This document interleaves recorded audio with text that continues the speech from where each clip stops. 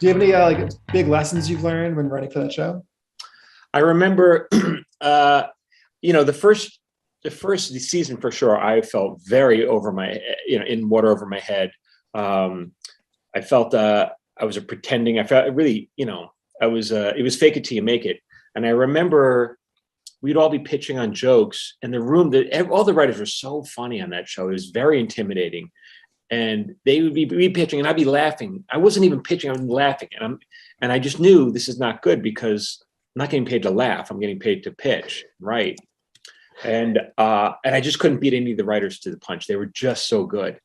And then I remember talking to Marsh McCall, who was he was at the time he had just finished running the Conan O'Brien show, and I was like, man, I don't know, I can't beat these guys. And he gave me some really good advice that really changed the game for me.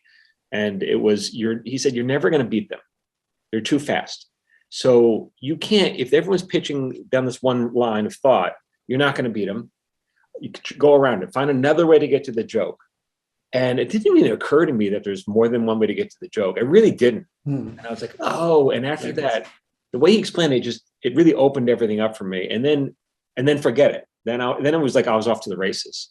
How do you actually overcome that feeling of not feeling as quick as the writers? I feel like it's a common feeling amongst, for instance, support staff in writers' rooms. Yeah.